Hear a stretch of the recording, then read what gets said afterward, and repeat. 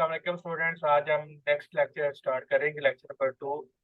तो देखिए, स्टूडेंट ने कहा था कि नेक्स्ट आप चैप्टर करवाएं सिंपल हार्मोनिक मोशन, इसलिए मैंने वो पे डायरेक्ट जो है ना वो सिंपल हार्मोनिक मोशन वाला चैप्टर स्टार्ट कर दिया है। तो बाकी भी चैप्टर्स के बाद वो हम कर देंगे, ठीक है। तो कल हम डिस्कस कर रहे थे फेज के बारे में कि फेज क्या होता है, और किसी ने मुझे याद नहीं करवाया। मैंने आपसे बोला था कि आप मुझे याद करवा दें, तो इसका इंटरव्यू वाला जो क्वेश्चन है वो मैं आपको सेंड कर दूंगा, लेकिन आपने नहीं पे करवाया या तो आप मुझे फिर याद करवा दीजिएगा, ताकि मैं इसको इंटरव्यू वाले क्वेश्चन में करना वो फॉर्म ऐड करके वो आपको भेज दूँ, ठीक है। क्योंकि इंटरव्यू में ये सवाल पूछा जाता है कि फेज और एंगल में या थीटा में क्या फर्क है, तो इसलिए इसका जो कंप्लीट आंसर है वो मैं आपको इंटरव्यू वाली जो फाइल है उसमें आपको भेज दूंगा। नेक्स्ट आ जाता है सेम फेज है। Two vibrating particle are said to be in same phase. तो यहाँ से याद रखना कि फेज का मतलब थीटा या एंगल नहीं है। If the phase difference between them is an even multiple of pi, or path difference is an even multiple of lambda by 2, और टाइम इंटरवल देखे तीन चीजें हैं। फेज डिफरेंस अगर पाई हो, दो अगर वाइब्रेटिंग पार्टिकल्स हैं, उनकी मान हमने फेज डिफरेंस निकालना है। एक का phase difference for example 0 degree आए और दूसरे के जाकर 180 आए या पाई आए, तो फिर आप बोलेंगे दोनों सेम फेज पर हैं। या अगर आप फेज डिफरेंस आपको नहीं दिया जाता तो पाथ डिफरेंस निकालें। तो अगर जो पाथ डिफरेंस है वो लैम्डा बाय 2 की टर्म्स में आता है, यानी कि अगर एक वो लैम्डा बाय 2 का मतलब है हाफ वेव लेंथ, वो उसका वो मल्टीपल का आंसर आए, यानी कि 1/2, 3/2, 5/2 इस तरह करके वो आंसर आए वो। या टाइम इंटरवल जो है वो क्या हो, वो 2/2 के टर्म्स में आए। तो because one time is equivalent to 2 pi, तो फिर हम बोलेंगे कि वो जो पार्टिकल्स हैं तो वो आपस में सेम फेज में हैं। तो ये आपने चैप्टर में पूरा लॉन्ग क्वेश्चन है, वहां पर आप ये सारे रिलेशनशिप ड्राइव करते हैं।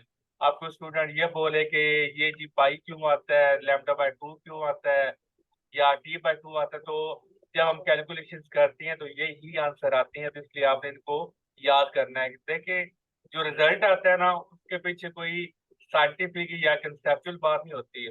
वो जब आप टर्म्स एंड कंडीशन अप्लाई करती हैं तो आपको खुद नहीं पता होता कि हमारा क्या रिजल्ट आएगा। ज़ाहिर है कि जब स्टार्ट में वो सारे टर्म्स एंड कंडीशन आप अप्लाई की तो उनको नहीं आइडिया था कि क्या रिजल्ट आएगा। तो यानी कि ये तो फिर ज़ाहिर है कि डिसाइडेड रिजल्ट होती हैं बाय द नेचर। इसलिए आप इनको बारे में ये नहीं कह सकते कि ये क्यों आती हैं। कि सेम फेस का मतलब ये भी तो हो सकता था कि दोनों की माना वो डिफरेंस 0 हो, यानी कि जिस तरह जो कॉमन इंग्लिश इंग्लिश होती है, क्या बोले कि बिल्कुल एक दूसरे की कॉपी हो, लेकिन यहाँ पर ऐसी बात नहीं है। अगर उनके मान फेस डिफरेंस वो पाई है, पाथ डिफरेंस लैम्डा बाय 2 है, और जो टाइम है इंटर पीरियड है वो t/2 है, तो तब दो पार्टिकल्स आपस में सेम फेज में होंगे। अदरवाइज वो किस में आती हैं, वो सेम फेज में नहीं आते। इसी तरह अगर जो अपोजिट फेज है, when two vibrating particles cross their respective mean position at the same time moving in opposite direction, तो ऑपोजिट का मतलब जाहिर है कि दोनों पार्टिकल्स एक दूसरे की अपोजिट डायरेक्शन में आ रही हैं। तो जब अपोजिट डायरेक्शन में आएंगे तो एक राइट से लेफ्ट आ रहा है और एक लेफ्ट से राइट आ रहा है, फिर जाहिर है उनके में जो फेज डिफरेंस वो कितना होगा, 180 डिग्री होगा। तो यहाँ पर भी 180 डिग्री है, लेकिन यहाँ पर सेम डायरेक्शन में जा रहे थे। लेकिन यहाँ पे क्या करना है, यहाँ पे अपोजिट डायरेक्शन में उन्होंने आना है। Opposite phase means the phase difference between the particle is an odd multiple of pi. तो यहाँ पर आपको क्या मिलता है, इवन मल्टीपल। अगर इवन पर मल्टीपल ऑफ पाई है तो वो सेम पेज है, और अगर ऑड मल्टीपल ऑफ पाई है वो फिर किस में होती हैं, ऑपोजिट फेज में आती हैं। तो यानी कि आंसर आपका आ जाए पाई, आ जाए 3 पाई, 5 पाई, 7 पाई, तो उसको बोलेंगे ये ऑपोजिट फेज में है, यानी कि ये सेम फेज में नहीं है। ये इसका दूसरा नाम ये होता है आउट ऑफ फेज। ये इन फेज होती हैं और ये आउट ऑफ फेज होती हैं। और पाथ डिफरेंस ऑड मल्टीपल है और यहाँ पर क्या है, इवन मल्टीपल। और इसी तरह टाइम इंटरवल क्या है, यहाँ पर ऑड है और यहाँ पर इवन वो मल्टीपल होता है।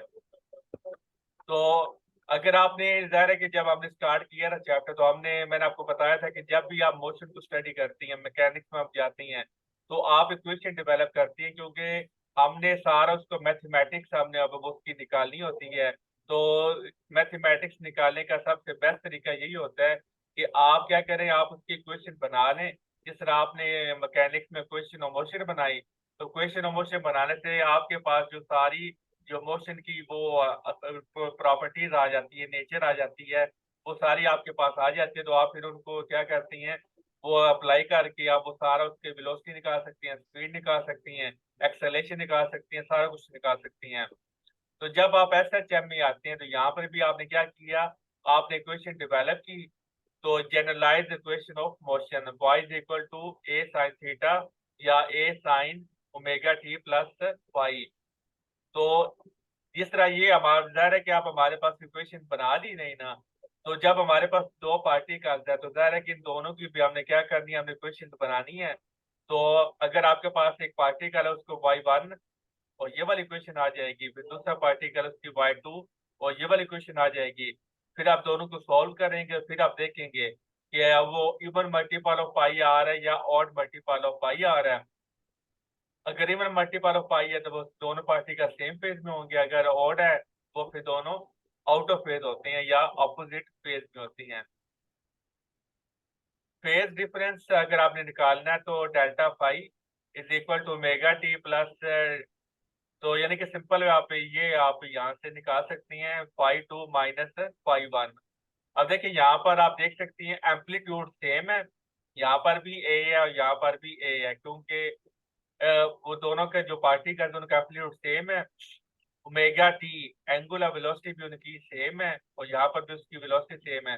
सिर्फ डिफरेंस किस में आ रहा है, फेज में आ रहा है। तो नाम से जा रहा है कि फेज डिफरेंस है, बाकी सारे पैरामीटर सेम है।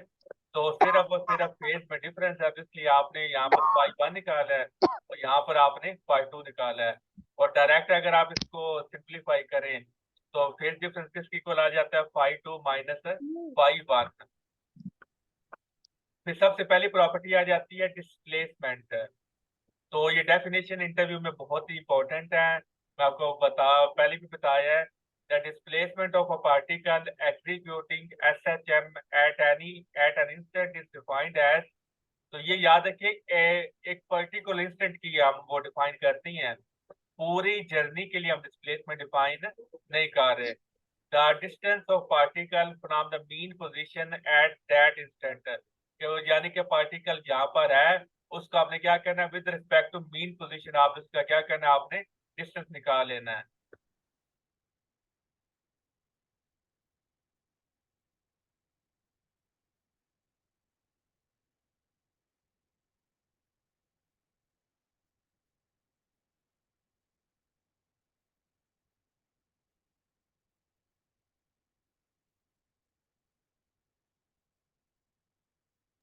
तो as the distance of particle from the mean position at that instant, जैसे कि ये आपका मीन पोजीशन हो है, पहले जो पार्टिकल था वो यहाँ पर पॉइंट एम में, वो पॉइंट एक्स पे था। यहाँ से चलता चलता वो कहाँ पर आ गया, पॉइंट पी पर आ गया। तो अब आपने क्या करना है, उसका पोजीशन वेक्टर ड्रॉ करके आप उसकी क्या करनी है, आप उसका डिस्प्लेसमेंट आपने निकालना है। तो simple harmonic motion is also defined as the projection. तो अगर आपने सिंपल हार्मोनिक मोशन को दूसरी टर्म्स ऑफ डिस्प्लेसमेंट डिफाइन करना है, तो वो कह रहे हैं कि the projection of uniform circular motion on and diameter of circle of reference. तो यानी कि आप जानते हैं कि जब सर्कल में मूव करते हैं, तो हॉरिजॉन्टल जो सर्कल हमारे किस में आ जाता है, हॉरिजॉन्टल में आ जाता है। तो अगर वर्टिकल सर्कल होता है, तो वो हमारे पास नॉन यूनिफॉर्म में आ जाता है। अगर हॉरिजॉन्टल सर्कल आ जाता है, तो उसके हमारे पास टू टाइप होती हैं, यूनिफॉर्म और नॉन यूनिफॉर्म। तो यहाँ पर वो बता रहे हैं कि यूनिफॉर्म सर्कुलर मोशन, कि आपने क्या करना है, बॉडी सर्कुलर मोशन में परफॉर्म कर रही है, number one condition. Number two condition, उसकी जो मोशन है वो यूनिफॉर्म सर्कुलर मोशन होनी चाहिए। तो फिर क्या होता है कि उसका जो प्रोजेक्शन होगा, प्रोजेक्शन कहाँ पर होगा, जो डायामीटर बना रहा है, यानी कि एक पार्टिकल है, वो सर्कुलर मोशन में परफॉर्म कर रहा है। तो जरा कि जब सर्कुलर मोशन में परफॉर्म करेगा, तो जो वो सर्कल बनाएगा, उस सर्कल के आपने डायामीटर निकालना है। डायामीटर क्या होता है? रेडियस का डबल होता है। वो लाइन जो जो सर्कल की सर्कमफेरेंस को 2 पॉइंट पर टच कर, उसको आप क्या बोलती हैं? डायामीटर। और वो कहाँ से पास करती है? सेंटर ऑफ द सर्कल में से पास करती है। तो ये इसका सेंटर है। तो सेंटर में से जो लाइन पास करे और सर्कमफेरेंस को 2 पॉइंट पे टच करे तो उसको आप बोलते हैं डायामीटर। तो वो कह रहा है कि पार्टिकल की जो मोशन है, ये बड़ा इंपॉर्टेंट पॉइंट है, पार्टिकल की मोशन का प्रोजेक्शन जो है वो कहाँ पर आता है? वो आपको मिलता है डायामीटर पर। पार्टी किस तरह मूव कर रही है? पार्टी इस तरह मूव कर रही है, ऐसे। लेकिन आपने इसका जो प्रोजेक्शन होगा वो इस तरह होगा। वो अप, वो कभी ऊपर की तरफ होगा, कभी नीचे की तरफ होगा, कभी ऊपर नीचे ऐसे होगा, ऐसे। ले पार्टी क्या कर रही है? पार्टी ये आप एक्सपेरिमेंटली पर वो देख भी सकती हैं कि जब आप सर्कल में मूव करवाती है इस तरह से, वो सारी जो है अरेंजमेंट करें, तो पार्टी इस तरह मूव कर रही है सर्कल में, लेकिन उसका जो प्रोजेक्शन है, जो साया है, वो आपको ऐसा मूव करता हुआ दिखाई देगा। तो ये बड़ी बात इंपॉर्टेंट है, अभी आप इसको नोट डाउन कर लेनी है कि जो सर्कल में जो बॉडी मूव कर रही है उसका जो प्रोजेक्शन है उसको आप क्या बोलते हैं? उसकी मोशन को आप स्टडी करते हैं। बॉडी की मोशन को आप स्टडी नहीं कर रहे। बॉडी तो सर्कुलर मोशन परफॉर्म कर रहा है, आप किसकी मोशन को स्टडी कर रही हैं? बॉडी के जो है रेडियस का, अपनी रेडियस का डबल होता है, d is equal to 2r होता है रीमा। तो यानी कि सिंपल हार्मोनिक मोशन में हम प्रोजेक्शन ऑफ द बॉडी को हम स्टडी करते हैं। If the projection is taken on y axis then from the figure, अगर वो कह रहा है कि आपने जो प्रोजेक्शन है वो y एक्सिस पर लिया, ऐसे ऐसे कर रहा है, डाउनवर्ड नहीं आ रहा, तो फिर जो इक्वेशन डिस्प्लेसमेंट की वो हमारे पास किस तरह निकल के आएगी? डिस्प्लेसमेंट की फिर हमारे पास इक्वेशन जो आती है वो आती है a sin ओमेगा t। वो ज़ाहिर है कि प्लस में भी आ सकता है, माइनस में भी आ सकता है।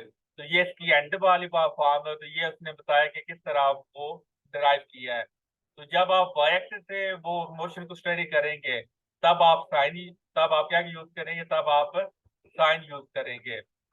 और ये डिस्प्लेसमेंट की इक्वेशन है a sine omega t. When a time is noted from the instant when the vibrating particle is at mean position, तो ये जो आपको डिस्प्लेसमेंट मिलता है ये बड़ी इंपॉर्टेंट है हमको, ये मीन पोजीशन पर आपको डिस्प्लेसमेंट मिलेगा ए साइन ओमेगा टी। और ये वाला जो आपको डिस्प्लेसमेंट है फोर्स है, यानी कि जब बॉडी मीन पोजीशन पर है तो डिस्प्लेसमेंट क्या आ रहा है। और ये भी याद रखना है कि ये जो आपको रिजल्ट मिल रही है ये अभी आपने with respect to Y projection आपने उसको स्टडी कर रही है। कि वो कह रहे हैं कि the projection is taken on Y axis, कि आपने वाई एक्सिस पर प्रोजेक्शन लिया, यानी कि ये वाले एक्सिस पर बॉडी जो प्रोजेक्शन है वो इस तरह जा रही है। तो जब वाई एक्सिस पर वो प्रोजेक्शन आपने लिया है तो मीन पोजीशन पर आपने साइन थीटा लगाना है, और एक्सट्रीम पोजीशन पर आपने कोस वो ओमेगा टी आपने लगाना है। अगर वो किसी और, फिर वो नेक्स्ट है when the vibrating particle is five phase leading और lagging from the mean position, कि अगर दो पार्टिकल्स है वो एक दूसरे को लीड कर रहा है या लैग कर रहा है तो फिर आप क्या करेंगे? फिर आप साइन थीटा आप यूज करेंगे। अगर लीड कर रहा है फिर आप प्लस लगाएंगे, अगर लैग कर रहा है फिर आप माइनस लगाएंगे। If the projection of P is taken on x axis, अब देखिए पहले क्या था? If the projection of P is taken on the y axis, अब projection of P is taken on x axis. तो जब आप एक्स एक्सिस में करेंगे तब आपके पास क्वेश्चन क्या बन जाती है? ए cos 2 π n टी प्लस या माइनस फाइव। एक्स एक्सिस में करेंगे तो ओमेगा टी, और लेकिन यहाँ पर आता है तो 2 π f, ओमेगा किसके इक्वल होता है? 2 π f। वही बात आ जाती है कि ओमेगा टी किसके इक्वल होता है? 2 π f के। वो सेम चीजें हैं। यहाँ पर उसने ओमेगा पाई लिया, ओमेगा लिखा है, यहाँ पर उसने डायरेक्ट क्या कर दी है? वैल्यू पुट कर दी, यानी कि ये वाली जो ब्रैकेट वाली जो टर्म है वह तो सेम रहेगी। लेकिन जब आप with respect to X axis करेंगे तब आपने क्या करना है? कोस लगाना है एट एनी इंस्टेंट।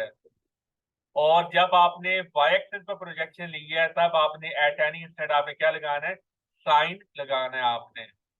तो अगर आपने मेन पोजीशन से राइट की तरफ जा रहे हैं तो फिर आप ए साइन ओमेगा टी लगाएंगे। अगर लेफ्ट की तरफ जा रहे हैं तो माइनस ए साइन ओमेगा टी आप लगाएंगे। किसी तरह जो बी वाला केस, कौन सा बी वाला, ये है जब आप प्रोजेक्शन आप कहाँ से लेती हैं, वाई एक्स, वो सॉरी, प्रोजेक्शन आप एक्स एक्सिस लें, तब वो क्राइटेरिया क्या होगा। अगर आप मीन पोजीशन की तरफ जा रही हैं तो फिर ए कॉस ओमेगा, और अगर आप यहाँ से इस तरफ जा रहे हैं तो फिर आप माइनस लगाएंगे। जो ए वाली फिगर है वो फिगर किसके लिए, जब आपके प्रोजेक्शन वाई एक्सिस पर है, और ये यूजली जितनी भी हमारी जो बुक्स में आई है वो डेरिवेशन की है ना, वो प्रोजेक्शन वाई एक्सिस पर उन्होंने लिया होगा है। तो तब हमारा ये रिलेशनशिप होगा। अगर आप एक्स एक्सिस पर आपने प्रोजेक्शन ली हुई है तो फिर आपका ये क्राइटेरिया डिफरेंट है, यहाँ से मीन पोजीशन से दूर जा रही हैं। यहाँ पर अगर राइट की तरफ जा रहा है तब भी दूर जा रहा है, अगर वो लेफ्ट की तरफ जा रहा है तब भी दूर जा रहा है। लेकिन यहाँ पर क्या है, जब आपने प्रोजेक्शन एक्स एक्सिस पर लेना है तो आपने हमेशा मीन पोजीशन की तरफ जाना है। अगर आप राइट से मीन पोजीशन की तरफ जा रहे हैं तो प्लस आएगा, और अगर आप माइनस से मीन पोजीशन की तरफ जा रहे हैं तो फिर क्या आएगा, माइनस आएगा। तो ये चीजें फॉर एमसीक्यू एंड न्यूमेरिकल आपने इनको याद रखना है।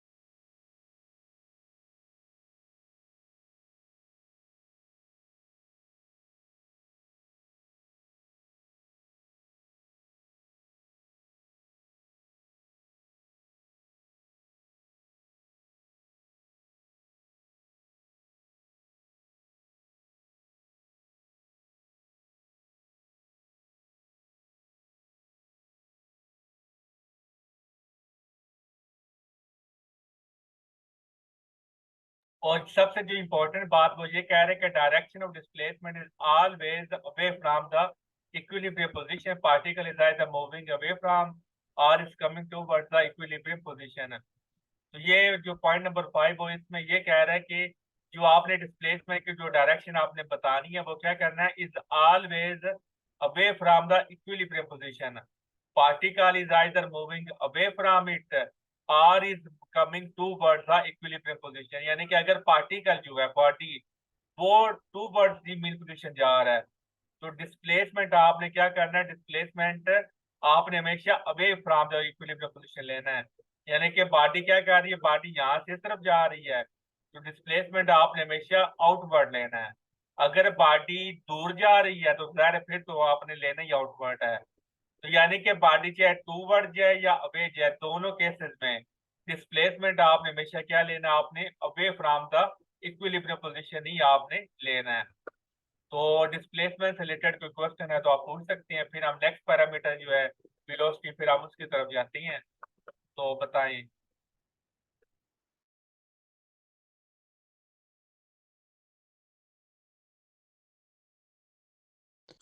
सर मुझे पहली वाली पॉइंट जो है ना वो समझ में नहीं आई। वो यानी जो इन फेज है वो भी इसमें उसके दरमियान भी जो एंगल है वो 180 है, और अपोजिट फेज में है उसमें भी 180 है।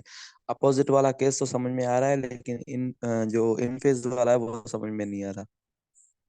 देखिए इन फेज में वो कह रहा है कि इवन मल्टीपल है, इवन मल्टीपल ऑफ अगर पाई है ना तो फिर आप वो सेम फेज पर होती हैं। अगर ऑड मल्टीपल ऑफ पाई है तो वो फिर किस में आ जाता है, वो फिर आउट ऑफ फेज आ जाता है। अगर आप ये दोनों की इक्वेशन है ना तो अगर आप निकालती हैं, अगर उसका एंगल अब वो आंसर आता है 0 डिग्री तो वो सेम फेज पर होंगे। अगर फिर आ जाता है 2 पाई तो फिर उसका आंसर क्या आ जाता है, फिर भी वो सेम फेज पर हो जाती है। 0, 2 पाई, 4 पाई, 6 पाई, 8 पाई, इस तरह करके अगर आंसर आता है तो वो सेम पेज पर होगा। और अगर आंसर आता है 1 पाई, 3 पाई, 5 पाई सर तो वो वो फिर आउट ऑफ पेज सर वो होगी। मैथमेटिकली तो समझ में आ रहा है, मैथमेटिकली क्लियर हो रहा है, लेकिन वो उसका कॉन्सेप्ट जहन में नहीं बैठ रहा कि कैसे एनफेस में ये होगा।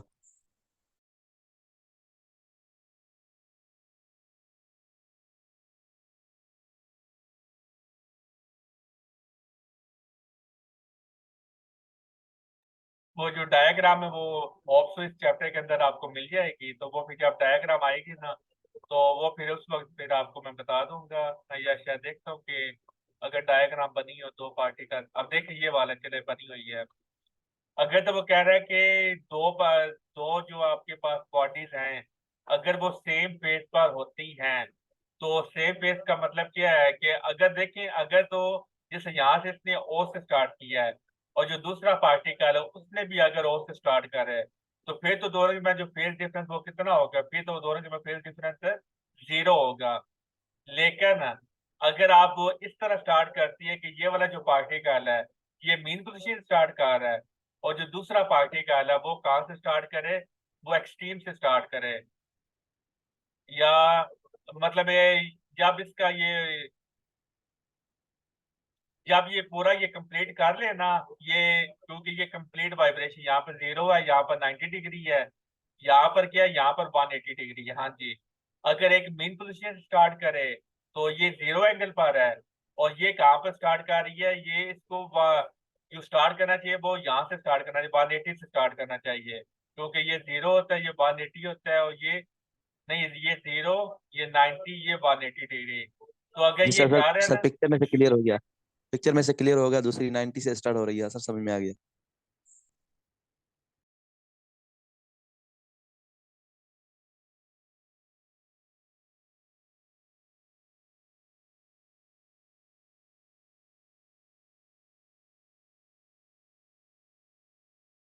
सर जो आपने अभी केस पढ़ाया था, जो यानी कोई सर्कुलर है जो वो वर्टिकल यानी मूव कर रहा है, तो वर्टिकल यानी वो उसकी मूवमेंट है और उसका जो प्रोजेक्शन है वो हॉरिजॉन्टल होगा, ऐसे होगा। मतलब कि जो वर्टिकल मूव कर रही है उसका प्रोजेक्शन वो हॉरिजॉन्टल होगा, जो हॉरिजॉन्टल मूव कर रही है उसका प्रोजेक्शन वर्टिकल होगा, ऐसे ही होगा।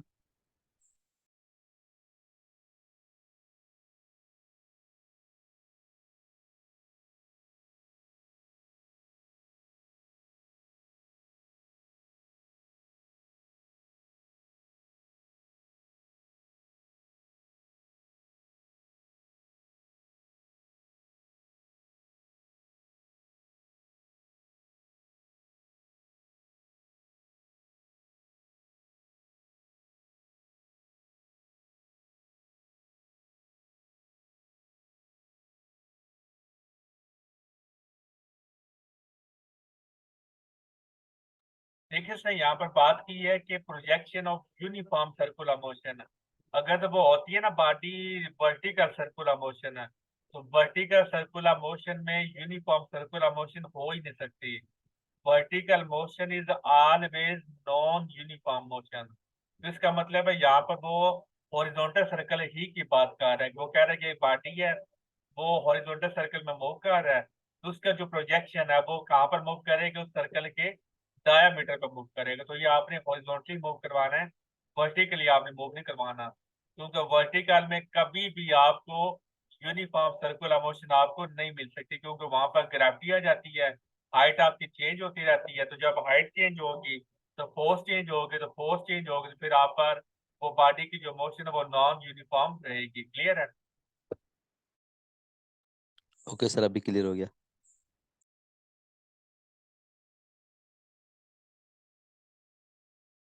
जिस तरह आपने डिस्प्लेसमेंट को पढ़ा, अब इसी तरह हमारे पास वेलोसिटी है। सबसे पहले उसकी डेफिनेशन है, velocity of the particle executing SHM eight any instant is defined है। देखिए यहाँ पर भी वेलोसिटी बात कर रहा है एट एनी इंस्टेंट है, ओवर द वेलोसिटी की यहाँ पर बात वो नहीं कर रहा। is defined as the time rate of change of its displacement at that instant।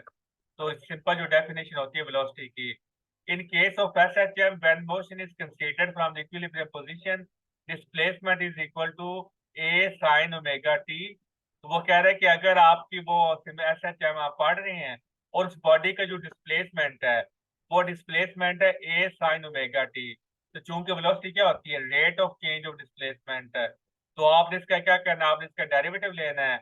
याद रखिए शर्त उसने दी है कि डिस्प्लेसमेंट ए साइन ओमेगा टी हो तब जब ये वाला डिस्प्लेसमेंट होगा ना, और आपने देखा भी है कि अगर आप ए साइन ओमेगा टी लेती हैं ना, तो इसका मतलब है ये जैसे कि ए साइन ओमेगा टी, इसका मतलब है आपने जो प्रोजेक्शन वो आपने कहाँ पर कंसीडर कर रहे हैं, वाई एक्सिस पर है, वाई प्रोजेक्शन आप कंसीडर कर रहे हैं, तब जाकर आपको ए साइन ओमेगा टी मिलता है। और ए साइन ओमेगा टी वो किसको रिप्रेजेंट कर रहा है, वो इस चीज को रिप्रेजेंट कर रहा है कि बॉडी आपकी मीन पोजीशन से उसने अपनी मोशन को स्टार्ट किया है। तो ये जो बातें इनको आपने याद रखना है, ताकि फिर आपका जो न्यूमेरिकल है या वो ट्रिक लगाए उसमें आप कंफ्यूज ना हो जाएं।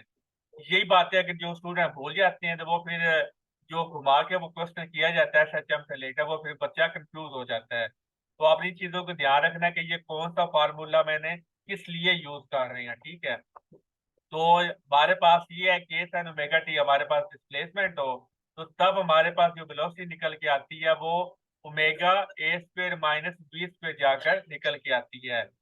फिर वो कह रहा है कि एट मीन पोजीशन और इक्विलिब्रियम पोजीशन, आप जानती हैं कि मीन पोजीशन पर वाई आपका 0 होता है और आपका जो थीटा वो omega T is equal to 0। तो अगर आपकी जो मीन पोजीशन है या और इक्विलिब्रियम पोजीशन है, तो तब आपकी जो वेलोसिटी वो क्या होती है, वेलोसिटी आपकी ए ओमेगा आपकी निकल के आती है, क्योंकि वहां पर आपका जो डिस्प्लेसमेंट है वो क्या हो जाता है, वो आपका 0 हो जाता है। जैसे अभी आपको मैंने बताया कि ये जो डिस्प्लेसमेंट है ये किस चीज का डिस्प्लेसमेंट है, कि या वो कह रहा है कि ए साइन ओमेगा टी आपके पास डिस्प्लेसमेंट है। तो ये जो वेलोसिटी है omega A square minus Y square है, ये at any instant of time की ये वेलोसिटी है, at any instant of time. और अगर ए ओमेगा आता है तो इसका मतलब है ये मीन पोजीशन पर वेलोसिटी पार्टी की जो वेलोसिटी वो दी हुई है। और सबसे मोस्ट इंपॉर्टेंट क्वेश्चन है, एक्सट्रीम पोजीशन पर वेलोसिटी हमेशा 0 होती है, क्योंकि वहां पर पार्टी क्या करती है, वहां पर पार्टी स्टॉप हो जाती है। और जैसे ये फिर उसने बताया कि अगर आप इसकी इक्वेशन निकालें मैथमेटिक्स से ले, तो ये इक्वेशन ऑफ एलिप्स आकर जाकर ये बनती है। इक्वेशन ऑफ एलिप्स अगर ओमेगा की वैल्यू 1 होती है तो फिर ये आपको इक्वेशन ऑफ सर्कल जाकर आपको मिलेगी। और इसकी वेलोसिटी वही है जिस तरह डिस्प्लेसमेंट की जो आपने पढ़ा था, away from the mean position होते है, इस तरह जो वेलोसिटी की जो डायरेक्शन वो भी away from the mean position है। लेकिन वेलोसिटी की डायरेक्शन टूवर्ड भी हो सकती है और अवे फ्रॉम भी हो सकती है, लेकिन डिस्प्लेसमेंट की डायरेक्शन हमेशा away from the mean position है। लेकिन